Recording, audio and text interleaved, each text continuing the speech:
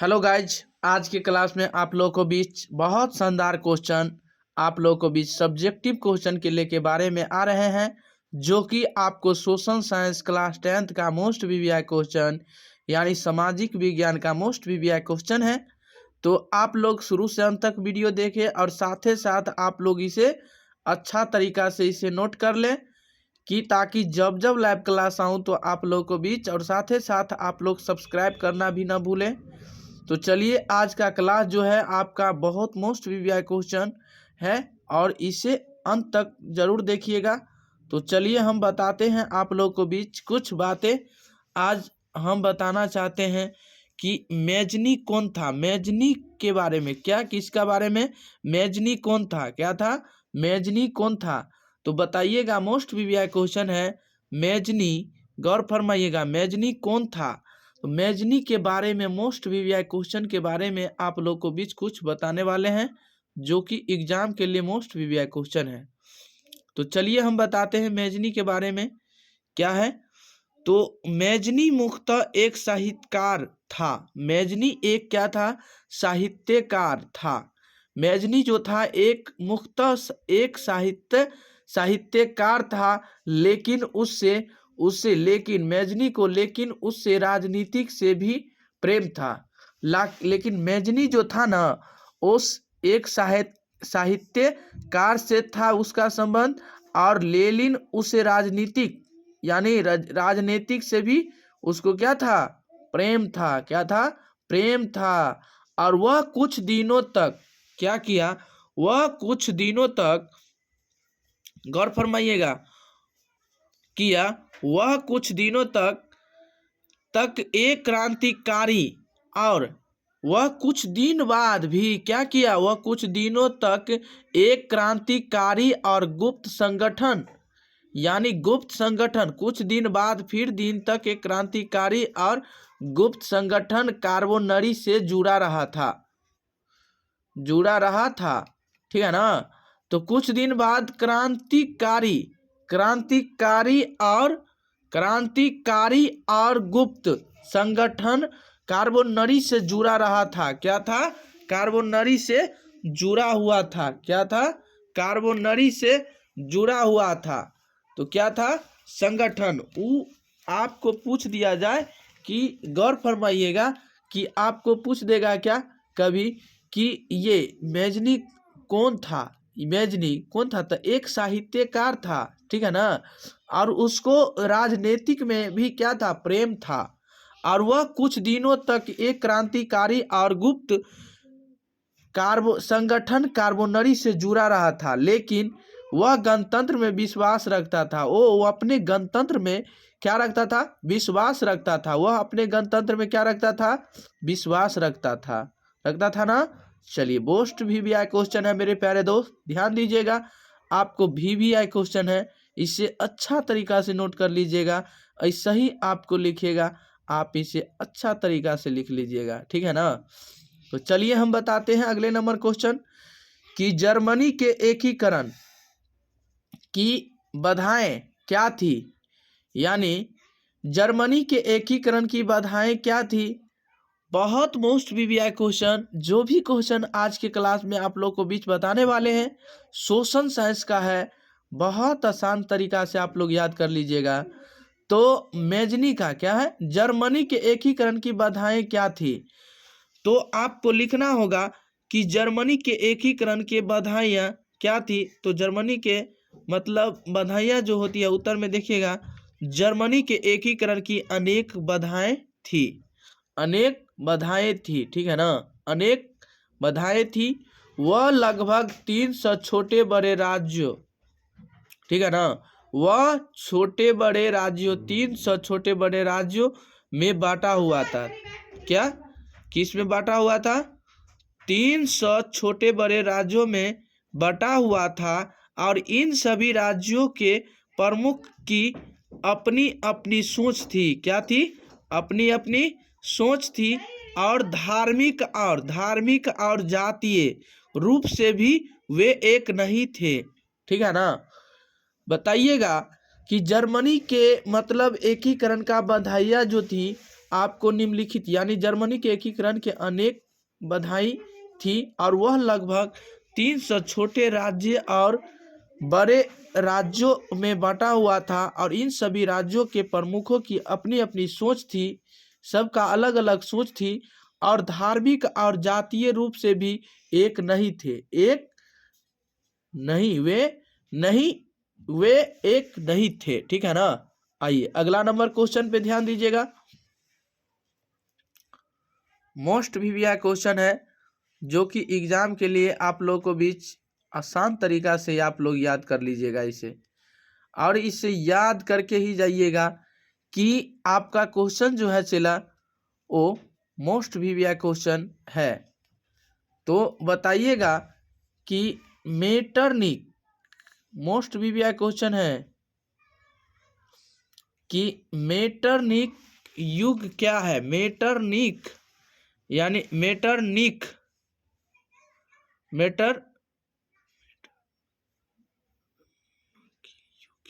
मेटरनखी युग क्या है। मेटरनखी युग क्या है तो बताइएगा चेला। मेटरनखी युग क्या है तो मेटरनखी यानी मेटरनिख पुरातन व्यवस्था का समर्थक था। क्या था। मेटरनिख पुरातन व्यवस्था का क्या था, समर्थक था। और वो नेपोलियन द्वारा स्थापित एकता उसे पसंद नहीं थी। उसको क्या नहीं थी, मेटरनखी को क्या नहीं पसंद था, नेपोलियन द्वारा स्थापित एकता यानी नेपोलियन द्वारा स्थापित एकता उसे पसंद नहीं थी। और इटली पर अपना प्रभाव जमाने के लिए जमाने के लिए उसने अपने कई राज्यों में विभाजित कर दिया। क्या कर दिया, विभाजित कर दिया। और इसी युग को मेटरनिक युग कहते हैं। इसी युग को क्या कहते हैं, वो अपने इटली पर अपना प्रभाव जमाने के लिए उसने उससे कई राज्यों में विभाजित कर दिया। किसने, मेटरनिक ने। ठीक है ना। और इसी युग को मेटरनिक का युग कहते हैं। इसी युग को क्या कहते हैं, मेटरनिक युग कहते हैं। चलिए उम्मीद करते हैं कि आप लोग इसे अच्छा तरीका से समझ गए होंगे। तो चलिए बताते हैं कुछ बातें, कुछ चीजें बताने वाले हैं आज के क्लास में जो कि एग्जाम के लिए मोस्ट वीवीआई क्वेश्चन है।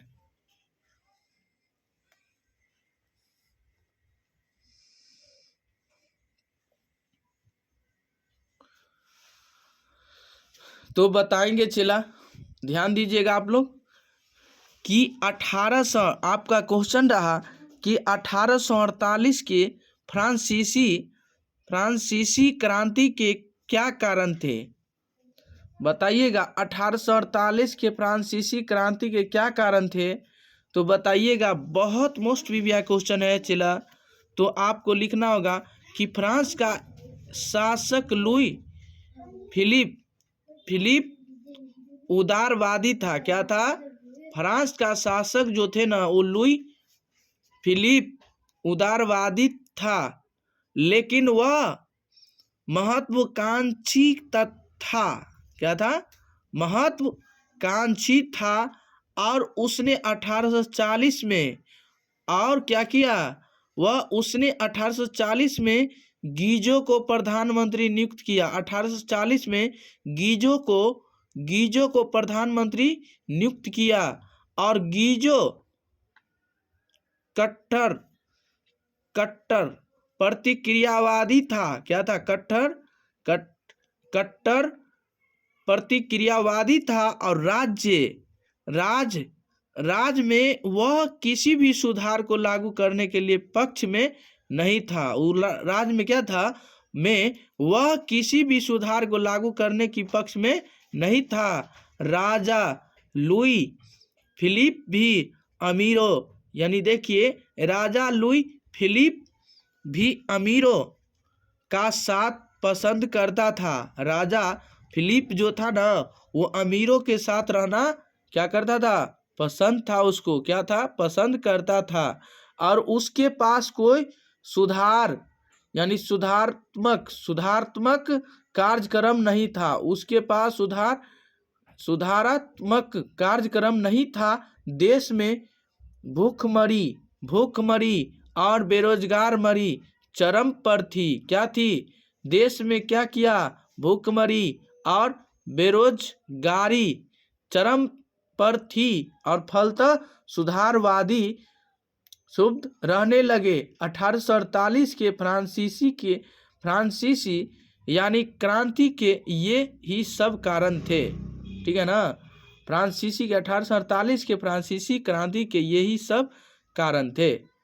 तो बताइएगा चेला कि इटली और जर्मनी के एकीकरण में ऑस्ट्रिया की क्या भूमिका थी। मोस्ट वीवीआई क्वेश्चन है, गौर फरमाइएगा, आप लोग ध्यान दीजिएगा मेरे प्यारे दोस्त। क्या भूमिका थी, तो इटली का एकीकरण का ऑस्ट्रिया और पिडमाउंट में सीमा को लेकर विवाद था। इस कारण ऑस्ट्रिया और इटली में युद्ध शुरू हो गया। युद्ध 1859 में आरंभ भी हो गए यानी हुआ और 1860 तक चला। युद्ध में इटली के समर्थन में फ्रांस ने अपनी सेना उतार दी। ऑस्ट्रियाई सेना बुरी तरह परास्त हुई। फलतः ऑस्ट्रिया के एक बड़े राज्य लोम्बार्डी बताइएगा पर पिडमाउंट का अधिकार हो जाने से इटली का एक बड़े राज्य के रूप में सामने आ खड़ा हुआ। काबुल मध्य तथा उत्तरी इटली को क्या कहता है, उत्तरी इटली को इटली में मिलाना चाहता था। इतना ही नहीं, रोम को छोड़ो, संपूर्ण इटली के एकीकरण में काबुल को सफलता मिल गई। ऑस्ट्रिया को चुप बैठ जाना पड़ा। ठीक है, बैठ जाना पड़ा। तो यही है आप लोग को बीच मोस्ट वीवीआई क्वेश्चन। तो आप लोग कंटिन्यू ध्यान देते रहिए और देखिए ऐसा क्वेश्चन आप लोग को बीच बहुत बेहतरीन तरीका से आने वाले हैं जो कि एग्जाम में। तो आप लोग इसे ध्यान दीजिएगा तो आसान तरीका से आप लोग को बीच याद हो जाएगा। चलिए अगले नंबर क्वेश्चन पे आप लोग ध्यान दीजिएगा। तो बताइएगा चेला, मोस्ट वीवीआई क्वेश्चन है। तो कुछ बातें आज हम बताने वाले हैं, किसके बारे में, गेरिबाल्डी। तो गेरिबाल्डी के कार्यों की चर्च करें। तो आपका क्वेश्चन रहा, मोस्ट वीवीआई क्वेश्चन है कि गेरिबाल्डी के कार्यों की चर्च करें। तो बहुत बेहतरीन तरीका से बताने वाले हैं जो कि एग्जाम के लिए मोस्ट वीवीआई क्वेश्चन है। तो बताएंगे गेरिबाल्डी के कार्यों की चर्च क्या क्या है, तो वही हम आप लोग को बीच बताने वाले हैं जो कि एग्जाम के लिए मोस्ट वीवीआई क्वेश्चन है। तो आप ध्यान दीजिएगा कि गेरिबाल्डी शस्त्र क्रांति का समर्थक था। क्या था, समर्थक था। गेरिबाल्डी शस्त्र क्रांति का समर्थक था और वह इटली के रियासतों का एकीकृत करके इटली में गणतंत्र की स्थापना करना चाहता था। क्या था, गणतंत्र की स्थापना करना चाहता था। क्या करना, ये मतलब रियासतों का एकीकृत करके इटली में गणतंत्र की स्थापना करना चाहता था और वह मैजनी के विचारों को मानता था। वो किसको, किसका, गेरिबाल्डी किसको विचारों का मतलब मानता था, वो तो मैजनी के विचारों को मानता और करके इटली में गणतंत्र की स्थापना करना चाहता था। क्या करके इटली में गणतंत्र की स्थापना करना चाहता था। और वह बताइएगा मोस्ट वीवीआई क्वेश्चन है था, किंतु वह बाद में काबुल के प्रभाव में आकार संवैधानिक राजतंत्र का समर्थक बन गया। क्या बन गया, काबुल के प्रभाव पर आकार संवैधानिक राजतंत्र का समर्थक बन गया और उसने अपने लोगों को मिलाकर एक सेना का गठन किया। वो सब मिलकर एक सेना का गठन किया और सेना के बल पर इटली के प्रांतों सिसिली तथा नेपल्स पर अधिकार जमा लिया। देखिए कितना चालाक है मेरे भाई। प्रांतों सिसिली तथा नेपल्स पर अधिकार जमा लिया और उसने विक्टर इमैनुअल के प्रतिनिधि के रूप में वहां की सत्ता संभाल ली और वह रोम पर आक्रमण करना चाहता था। वह रोम पर क्या करना चाहता था? गौर फरमाइएगा, वह रोम पर आक्रमण करना चाहता था, लेकिन काबुल के कहने से उसने यह योजना त्याग दी। उसने किसके कहने पर यह योजना त्याग दी? काबुल के कहने पर। और उसने बहुत कुछ किया, किंतु कहीं का शासक बने से इनकार कर दिया। इस त्याग से विश्व भर में उसकी प्रशंसा हुई। क्या हुआ? विश्व भर में प्रशंसा हुई। तो बताइएगा चेला, मोस्ट वीवीआई क्वेश्चन आपके सामने, गौर फरमाइएगा और इसे ध्यान दीजिएगा, थोड़ा हल्का सा ही ध्यान दीजिएगा तो आप इसे अच्छा तरीका से समझ जाइएगा। तो आपका क्वेश्चन है, कुछ बातें गौर फरमाइएगा। तो आपका हो जाएगा मोस्ट वीवीआई क्वेश्चन कि विलियम यानी बैगोर जर्मनी का एकीकरण बिस्मार्क के लिए असंभव था। कैसे? यानी विलियम आई जिसे फ्रेडरिक विलियम भी कहा जाता है। क्या कहा जाता है? जिसे फ्रेडरिक विलियम भी कहा जाता है। बिस्मार्क के क्या है?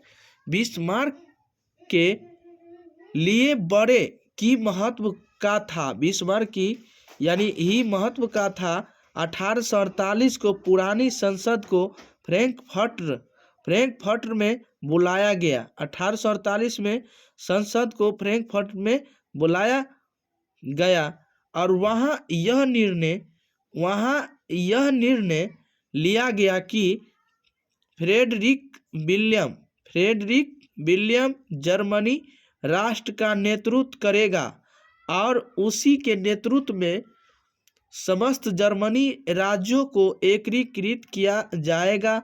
लेकिन विलियम ने इसको मानने से इनकार कर दिया। क्या कर दिया? समस्त जर्मनी यानी इसको क्या कर दिया? नेतृत्व करेगा और उसी के नेतृत्व में समस्त जर्मनी राज्यों को एकीकृत किया जाएगा।